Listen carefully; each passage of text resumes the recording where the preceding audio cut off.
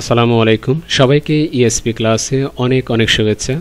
বরাবরের মতোই আমরা আজকে নতুন একটা টপিকস নিয়ে আলোচনা করব, আর সেটা হচ্ছে অনেকেই বলে থাকবে ইন্টারোগেটিভ ওয়ার্ডস, আবার বেশিরভাগ স্টুডেন্টগুলো বলে ডব্লিউএইচ ওয়ার্ড।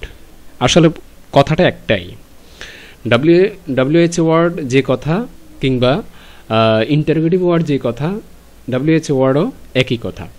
তো এই ডব্লিউএইচ ওয়ার্ডগুলো অনেক সময় দেখা যাচ্ছে বিভিন্ন ওয়েতে ইউজ করা হয় সেন্টেন্সের ভিতরে, সেটা স্পোকেন ইংলিশ হোক কিংবা রিটেন ইংলিশ হোক, বিভিন্ন সময় বিভিন্ন মাধ্যমে এটা ইউজ করা হয়। অনেক সময় লিঙ্কিং ওয়ার্ড হিসাবেও কী করা হয়, ডব্লিউএইচ ওয়ার্ডগুলো ব্যবহার করা হয়। আজকে আমরা জানবো যে ডব্লিউএইচ ওয়ার্ডগুলোর ভিতরে বিভিন্ন ওয়ার্ড রয়েছে, তো এই ওয়ার্ডগুলো কোনটা অর্থ কী হয় এবং কি এটা কোথায় কী আকারে প্রকাশ করতে হয়, অর্থাৎ লিখতে হয়, এবং কোথায় সেটা সঠিকভাবে লিখতে হয়, কিভাবে সেন্টেন্সের ভিতরে অর্থটা প্রকাশ করে সেটা আমরা দেখব, আর কোনটা দ্বারা কী অর্থ প্রকাশ পাচ্ছে সেটাও আমরা দেখব। ওকে, আর দেরি না করে চলে যাচ্ছি মূল আলোচনাতে। এখানে প্রথমে আমরা একটা ওয়ার্ড দেখতে পাচ্ছি, সেটা হচ্ছে উ। আমরা অনেক সময় এই শব্দটাকে উচ্চারণ করি হু, মানে বাংলা হয়ের মতো উচ্চারণ করি, আসলে কিন্তু হ উচ্চারণ হবে না, এটার উচ্চারণ হবে উ, উ উচ্চারণ হবে, হু না। ওকে, এখন এটার অর্থটা কি কি হতে পারে? এটার অর্থটা সবাই জানবে। প্রথম বলবে কে,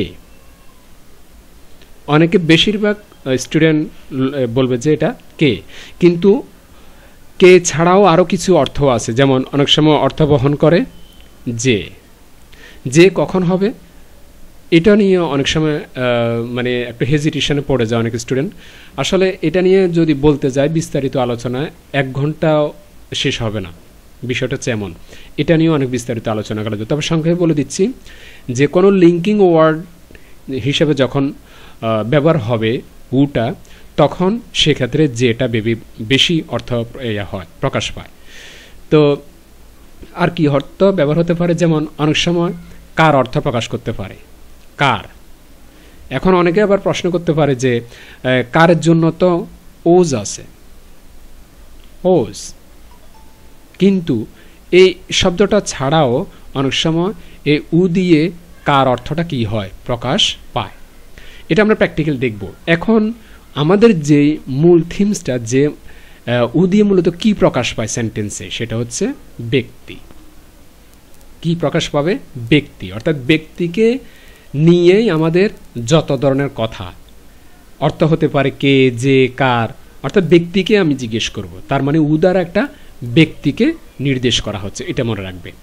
use to ask about a person, অর্থাৎ একজন ব্যক্তির সম্পর্কে যত প্রশ্ন করা হয় সেটা হচ্ছে কি, এই উ। ওকে, এক্সাম্পল হিসেবে দেখি, যেমন প্রথম এখানে এই সেন্টেন্সটা নাই, এখন এখানে যদি একটা সিম্পল সেন্টেন্স লিখি, উ আর ইউ, এটা হচ্ছে একটা কমন একটা প্রশ্ন। অনেক সময় আমরা কাউকে যদি না চিনি কিংবা অপরিচিত লোক যদি থাকে, সেক্ষেত্রে আমরা জিজ্ঞেস করি হু are you, who are you না, হু আর ইউ। এখন প্রশ্ন যদি করা হয়, এখানে একটা বি ভার্ব রয়েছে, এই বি ভার্বকে জিজ্ঞেস করি আমি যে এখানে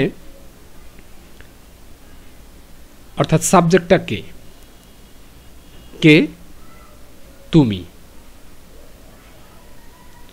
আর যদি নাম থাকে সেটা নাউন হয়ে যাবে। এখন যেহেতু প্রনাউন আছে নামের পরিবর্তে, এখন একটা ব্যক্তিকে মূলত নির্দেশ করা হচ্ছে সেন্টেন্সের ভিতরে। এই উটা হচ্ছে একজন ব্যক্তি, তার মানে আমি এই ইউটা হচ্ছে একজন ব্যক্তি, এই ইউ শব্দটাকে, ইউ একজন পার্সন, ইউটা কি একজন পার্সন। তো পার্সন তো আমরা আগেই বলেছি যে উদার একজন পার্সনকে মূলত ইন্ডিকেট করা হয়। যত ধরনের প্রশ্ন আছে ব্যক্তিকে প্রশ্ন করা হয়। তো উ দিয়ে কিন্তু বস্তুকে কখনো প্রকাশ করা যাবে না, বলে দিচ্ছি যে উ দ্বারা মূলত কাকে প্রকাশ করা হয়, পার্সনকে, কোনো ব্যক্তিকে না। সেন্টেন্সের ভিতরে যে থাকবে, যার নাম প্রকাশ করা হবে বা নামটা প্রকাশ না করলেও যদি তাকে প্রনাউন হিসাবে প্রকাশ করা হয় ইউ বা উই বা আই বা হি বা শি বা দে, যেটা হোক না কেন, এক্স ওয়াই জেড, সবগুলো কিন্তু ব্যক্তি। সেটা সিঙ্গুলারও হতে পারে, আবার সেটা প্লুরালও হতে পারে। এখন এখানে যেহেতু একজন ব্যক্তিকে জিজ্ঞেস করা হচ্ছে যে হু আর ইউ, তার মানে একজন ব্যক্তির সম্পর্কে প্রশ্ন করার জন্য বা উত্তর জানার জন্য আমি উটা ব্যবহার করে, উ ডাব্লিউএইচ ওয়ার্ডটা ব্যবহার করে তার সম্পর্কে জানতে চাচ্ছি। তো তার সম্পর্কে যখন জানতে চাচ্ছি সে কে, সে একজন ব্যক্তি, পার্সন। ক্লিয়ার কথা? আশা করি বিষয়টা বুঝতে পেরেছ। সেন্টেন্সে আরও কিছু দেখি, যেমন who is your favourite singer, যে তোমার পছন্দের বা প্রিয় গায়ক কে। এখন এই সেন্টেন্সের শুরুতে উ শব্দটা আমরা দেখতে পাচ্ছি, উ। এখন এখানে এই সেন্টেন্সের ভিতরে কাকে জিজ্ঞেস করা হচ্ছে? মূলত কি সিঙ্গারকে জিজ্ঞেস করা হচ্ছে? সিঙ্গার তো একজন ব্যক্তি ও হতে পারে, কি সিঙ্গারকে প্রশ্ন করা হচ্ছে না ইউরকে প্রশ্ন করা হচ্ছে? মানে কোনটাকে প্রশ্ন করা হচ্ছে? নিশ্চয় ইউরকে প্রশ্ন করা হচ্ছে। Who is your favourite singer, যে তোমার প্রিয় গায়ককে বা গায়িকাকে। এ ইউরকে জিজ্ঞেস করা হচ্ছে কে, এ উ দিয়ে, তার মানে ব্যক্তিকে জিজ্ঞেস করা হচ্ছে। ক্লিয়ার? দ্বিতীয় সেন্টেন্সে who are you talking to on the phone, এই সেন্টেন্সটার ভিতরে দুটোভাবে অর্থ প্রকাশ করা যায়। কিভাবে? যে তুমি কার সাথে ফোনে কথা বলতেছ, ওকে। আবার এটাও বলা যায় যে তোমার সাথে ফোনে কে কথা বলতেছে, এভাবেও প্রকাশ করা যায়। তার মানে ঘুরে ফিরে কথা একটাই। এখন ঘুরে ফিরে যদি কথা একটা হয়, তাহলে শুরুতে কাকে দিয়ে শুরু করলাম? উ দিয়ে। তার মানে উ দিয়ে প্রশ্ন করলাম কাকে? আমি ইউকে ইন্ডিকেট করলাম, এই ইউকে জিজ্ঞেস করলাম, এই ইউ শব্দটাকে ইউকে জিজ্ঞেস করলাম তুমি কার সাথে কথা বলতেছ ফোনে, কিংবা কে তোমার সাথে ফোনে কথা বলতেছে, প্রশ্ন করা হচ্ছে। তার মানে এখানে ব্যক্তিকে নির্দেশ করা হচ্ছে কে, উ দিয়ে। ওকে। তৃতীয় সেন্টেন্সে হু মেড দিস ডেলিশিয়াস কেক, যে সুস্বাদু যে কেকটা আছে, এই সুস্বাদু কেকটা কে বানিয়েছিল?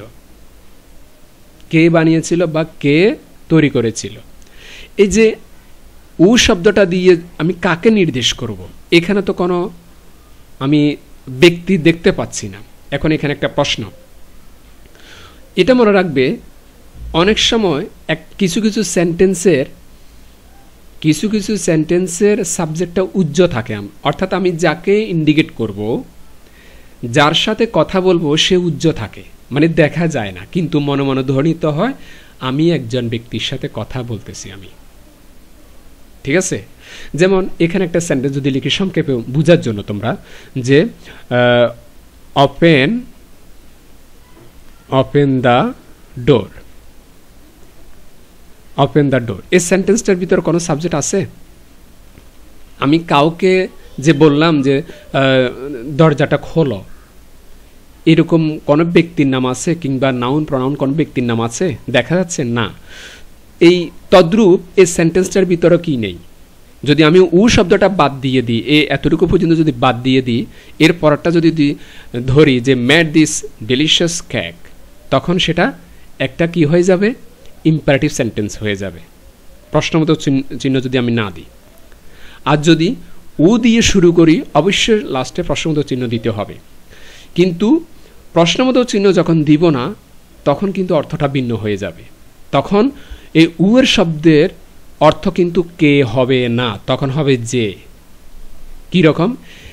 হু মেড দিস ডেলিশিয়াস কেক, তখন আমি বলার ক্ষেত্রে ভঙ্গিমাটা চেঞ্জ হয়ে গেছে। আমি আগে বলেছিলাম who made this delicious cake, এখন বলেছি who made this delicious cake. Okay? তার মানে অর্থটা হচ্ছে যে এই সুস্বাদু কেকটা বানিয়েছিল, যে, কিন্তু কে হয়নি। তার মানে এখানে পার্থক্য। এখন যে কথাটা আমি বলতে চাচ্ছিলাম সেটা হচ্ছে, এরকম কোনো সেন্টেন্সের ভিতরে যখন সাবজেক্ট থাকবে না, সাবজেক্টটা উজ্জ্ব থাকবে, এই উজ্জ্ব থাকলেও উটা একজন ব্যক্তিকে নির্দেশ করবে। আমি প্রকাশ করলাম না, এক্স ওয়াই জেড যে হতে পারে সেন্টেন্সের ভিতরে, বা যার সাথে আমি কথা বলছি না, কোনো সমস্যা নেই। এক্স ওয়াই জেড যে কোনো ব্যক্তিও হতে পারে, কিন্তু বস্তু হবে না, এটা মনে রাখবে। তো উ দ্বারা মূলত ব্যক্তিকে নির্দেশ করা হয়, ব্যক্তি সম্পর্কে কথা বলা হয়, ব্যক্তির তথ্য জানা হয়, তার মানে এটা ব্যক্তির সাথেই সম্পর্ক। আজকে এতটুকুই। অন্য একটা দিন আরেকটা ক্লাস, আরেকটা টপিকস নিয়ে আলোচনা করব। সে পর্যন্ত প্লিজ চ্যানেলটা সাবস্ক্রাইব করে রাখো। খোদা হাফেজ, আসসালামু আলাইকুম।